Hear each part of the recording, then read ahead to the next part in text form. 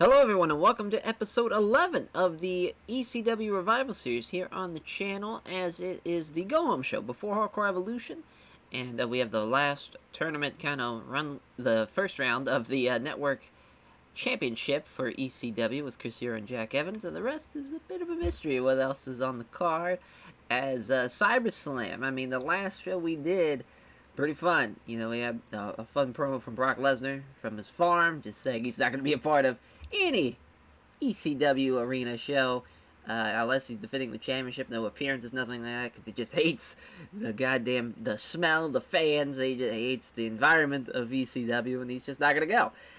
We also saw the return of Raven. Is now in the fold. I'm about to say in the flock, and that would have that would have made any sense, but kind of been fun to play on words. But into the fold of what the Sinister Ministers got cooking up in ECW. With Tommy End, Yoshihiro Tajiri, and now Raven helping Tommy End as kind of his spiritual advisor, if you will. Pretty fun and to see kind of that, even though those segments get nothing, but it's still fun. And yeah, I mean, that's just kind of a lot of stuff going on as far as for ECW right now. We got a lot of things cooking. Dudley Boys and the Second City Saints. That's going to be a title match coming up at Hardcore Evolution as well. We got a lot cooking. But yeah, without further ado, let's get on to the show. As the first of two pre-show matches, Pentagon Jr., Adam Pearce is... Yeah, I mean, I really need to change, Pentagon Jr.'s finish. A lot of people, Iron Graham, God bless him, was like, you probably shouldn't have the top rope Styles Clash as his finish. And yeah, he definitely probably shouldn't. Definitely needs to change that to something a little bit more manageable. Just breaking the arm and the fear factor, and just let it be simple. Get the top rope Styles Clash. I forgot to do that, so I'll do that post screen. So that should be fun. Got an easy thing to remove and change. But yeah, I mean, just needed him to get a win though over Adam Pearce to help get his performance rating up. And then 29. At least it's a pre-show match. It's Brian Cage. We have been trying to upgrade his stuff. I did upgrade his stuff. It looks like I need to upgrade it even more. It's still only a 27. That also could be a pop thing as well, as pop is like in the 13s and the 12s. So it's not great, but I think it could help him a little bit. I upgraded his brawling, upgraded a lot of, a lot of his stuff was pretty bad. His stats definitely needed a major overhaul. And it looks like it still might need it, because he'd probably get around 30-something. I don't know, though. You think about kind of where he would be in TEW stuff, because obviously Brian Cage, I think, is very talented. Like, he's someone that's so extremely jacked and that could do so much cool shit, and he does a lot of cool shit. But really, as far as, like, where he would be in 2014 in the scope of, like, ECW Revival and, like, what would his performance be, like, comparing, like, Kenta at a 53 to him at a 27, that does seem a little bit far off, but maybe not so far off. Maybe somewhere like even Brian Cage, like a 40, 38, 40, somewhere around there. But it, still looks like we need to edit him a little bit more. But Kenta gets the win. Nonetheless, in the last pre-show matchup, obviously the CyberSlam intro, as opening up the show. And then the opener is Homicide against Yoshihiro Tajiri. Looks like Homicide does not have his fucking cop killer on his moveset, so I have to add that as well. Homicide, though. Listen, Homicide's the fucking man. If there's a guy who's kind of built to be in ECW, if ECW would have kept going, Homicide's, like, probably the top of the list as far as ECW guys, or as far as independent guys that probably would have killed in ECW. Definitely him. Like, he fit the style. It's a great promo. Crowd fucking loved him. Just, because everyone's like, oh, Punk and Joe, and kind of like the big-time names in the independents, but Homicide would have been fucking perfect. Like, him and Loki, too, like, just the way they could have teamed, they could have feuded, they could have done a lot of different stuff, and I just felt like he would have been perfect for the ECW environment, and he gets an in-ring performance of 57. He's someone to watch out for. He could do some big things in ECW as far as this revival goes. As a nice little match there. And plus, that'd be a fun match, too, to Jerry and Homicide. Like, that's just kind of a fun, like, it's only going to take place to kind of, in the early, like, especially early 2000s. It would have been awesome. As the Pulp Fiction promo starts off with Kenta hitting the heavy bags, and you're showing off his striking ability. before going to Bobby Lashley and MVP, saying that Paul Heyman has scheduled a number one contendership matchup for Hardcore Evolution between Bobby Lashley and Kenta, and Bobby Lashley is seen firsthand what type of guy Brock Lesnar is, and Kenta has no chance in hell, even if he does beat Bobby Lashley. And the MVP saying this really is Bobby Lashley preparing and getting ready and just kind of working out as just MVP saying for the most violent players, Bobby Lashley will be an ECW Heavyweight Champion. Mark my words. Is it going to happen in the future, or is it going to happen in the near future, or in the far future? In either way, Bobby Lashley will be ECW Heavyweight Champion, and if he has to beat Brock Lesnar, he will beat Brock Lesnar. If it's going to take one, he already had the one chance. Is it going to take 2 chances, 3 chances, 4 chances, hell, 5 chances? It doesn't matter. At the end of the day, I know my guy, Bobby Lashley, will be ECW Heavyweight Champion. Then we go to Rob Van Dam doing the Van Dam lift, getting ready for his match with Brock Lesnar, as he's just kind of more of like a narrating piece of the Pulp Fiction promo where he's working out, doing the Van Dam lift, hitting the heavy bag, showing off his kicks, kind of, and just being like a zen-like focus for Rob Van Dam as he's preparing for his match with Brock Lesnar. And he's saying, talking about times in the past I've come up short against Brock Lesnar, but I'm doing this for the betterment of ECW now. You can't disrespect what I've helped build as a slap in the face. I will beat you. And that's just kind of what Rob Van Dam's going into, just focusing just kind of mentally more, and physically he thinks he's the best shape he's ever been, which is obviously maybe a bit of a lie, a bit of a stretch for Van Dam, but that's what he's feeling going into the match with Brock Lesnar, a rematch with Brock Lesnar, as then the Dudley Boys. Their Pulp Fiction promo is about the main event tonight. Main event's going to be them and Melissa Anderson taking on the Second City Saints, CM Punk, Colt Cabana, and Paige.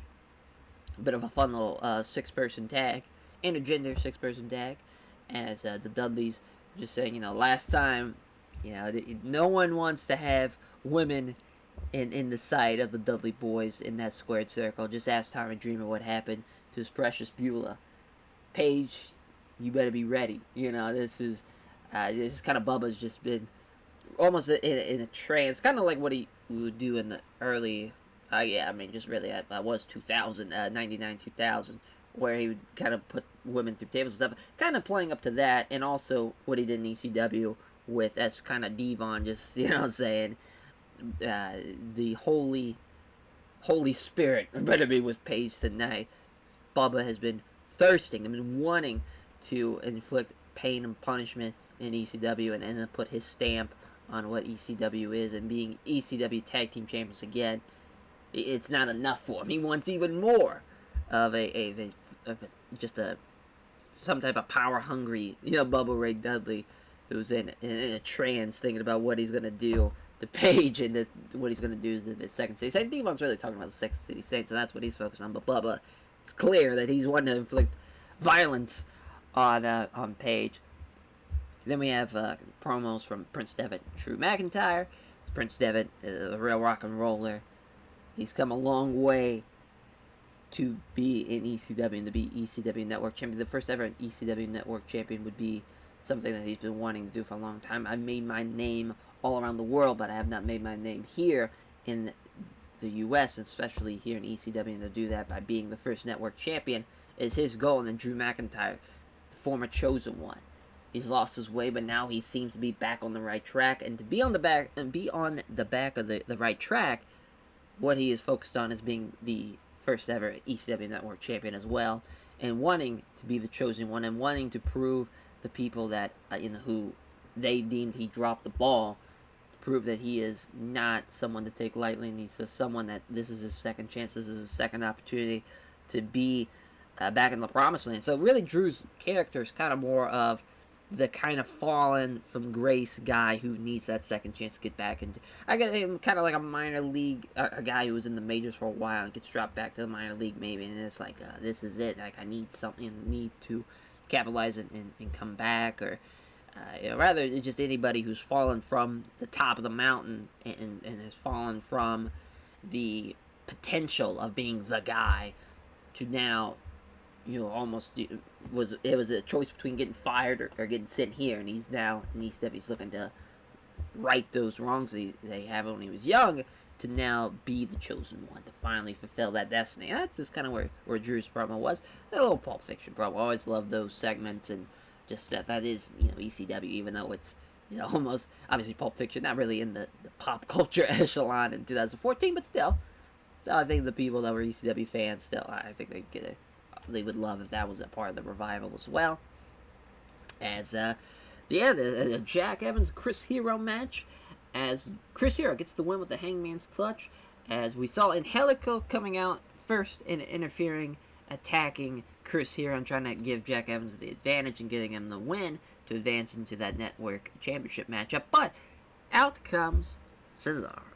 Cesaro comes in, makes the save, takes out Angelico, and also takes out Jack Evans, as after the Swiss Death, Hero hits, Hangman's Clutch. Oh, that locks in a Hangman's Clutch and gets the win. And man, obviously, the reunion of Jack Evans proves his sternum. Oh, looks like the locker room's been on that because Chris Hero after the mistake. The reunion of the Kings of Wrestling. Chris Hero, Cesaro, now not Claudia, but Chris Hero and Cesaro as Hero. After they embrace, and obviously the crowd probably big, obviously independent fans, definitely big pop for the Kings of Wrestling return. Hero gets on the mic and just says that he's going to show the ECW arena, rather they are going to show the ECW arena what a real tag team looks like, not those old fucking dinosaurs like the Dudleys and people that were strung out on drugs that were performing here. This is what a true tag team looks like. This is what pure tag team wrestling is all about. Chris Hero, Cesaro, the Kings of Wrestling. Then the lights go out. Oh no, lights go out. First time we did the lights out for ECW. Of course, it's only right we do this. But lights come back on. It's Christopher Daniels and Frankie Kazarian. Now, here's the thing. What were they going to be called? Obviously right now they're SCU. SoCal Uncensored. They were The Addiction at one point. Then they were Bad Influence and DNA. I think we're going to go with Bad Influence. I just love Bad Influence. I think that's a fun name. And, coming off, we signed them away from DNA. Now we got them in ECW. Christopher Daniels and Frankie Kazarian. What are they doing in the ECW arena? Taking out the Kings of Wrestling. Kind of a fun, bit of a dream match. Really in a weird way. Daniels and Kazarian, especially around this time in the mid to 2010s, they were one of the top tag team acts, I think, in pro wrestling, as far as in the States. Really, they really were. Like, they were a great team. And even now, they're I don't think, when people think of kind of great tag teams, I think, guys like, obviously like the Bucks, FTR, Lucha Brothers, Usos, whatever it may be. But I don't think they are kind of associated with that anymore. But they were then, for sure. So they have Bad Influence and Kings of Wrestling, and they take out Kings of Wrestling, and they stand tall, and they get a big pop, obviously Bad Influence, and they are looking to make their mark in ECW with a big debut, even though they got a 37. That's tough.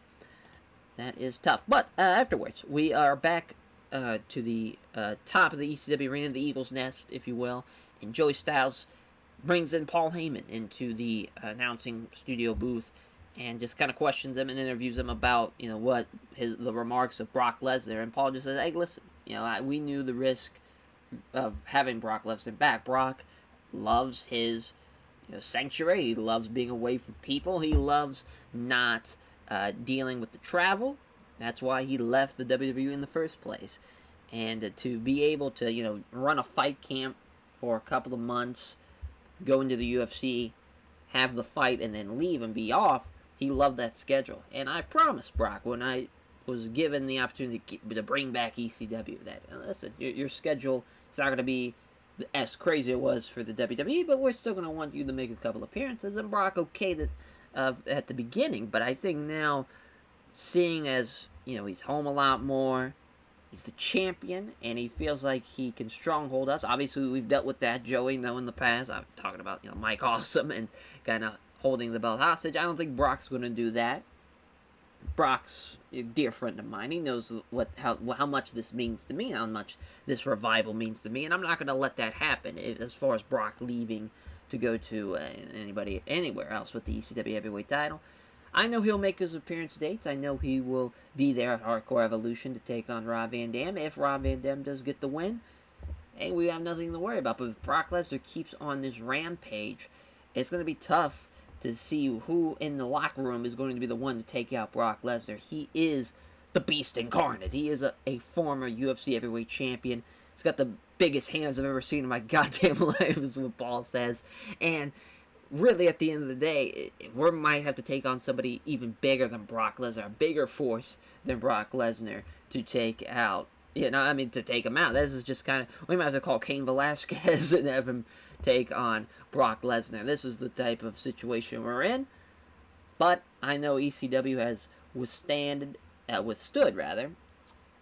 bigger threats and bigger problems. Brock Lesnar is a fighting champion, and I know he'll be there at Hardcore Evolution. And just kind of, Joe says, oh, thanks, Paul, and sends him back to the ring for our main event, as it is the Dudley Boys and Melissa Anderson getting the win over Paige and the Second City Saints. So actually what happens is Bubba pins Paige after the pile driver. Bubba's pile driver the one he did on Beulah was awesome. He could deliver a hell of a pile driver and really setting up for, oh god, Bubba probably just broke Paige's neck.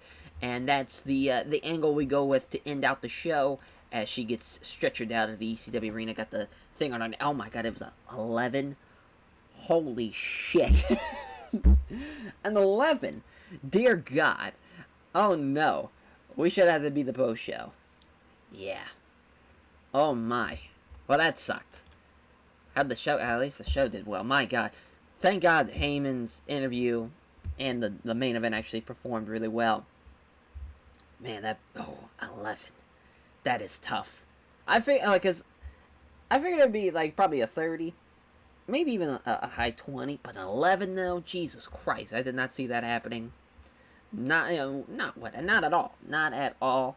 As man, now Paige's title defense against Melissa Anderson's in jeopardy. This is huge for Melissa Anderson. As far as what that's the go home show. That's a fun go home show, bit of a cliffhanger. Is Paige going to be able to perform? What is Bad Influence doing here? Kings of Wrestling are back. As a lot of stuff going on. And with Brock Lesnar, and it kind of Paul Heyman bringing on question, is Brock going to bring is he going to show up to Hardcore Evolution? A lot of things happening on this CyberSlam. That's what we try to do in that 1 hour. We try to pack as much as we can. As thank you all for watching. As what a show that was. Fuck it. I imagine if that was not on the main event segment, last thing on the show was not an 11, how much that show would have been. Would have been great. Anthony Nese looks like he just didn't show up to the Dragon Gate show. I saw that. I was looking at the absence of what was going on of the absent workers. Usually him and Ricochet and Rich Swann, because they're working Dragon Gate. But man, rather it was weird because it said none. I was like, was there a fucking glitch? It's like, I see why. He missed the show. But yeah, that is the go-home show for Hardcore Evolution. Thank you all for watching. We only have one appearance left for Cesaro, so we gotta make that fucking count. We'll catch you guys next time. Take care, everyone.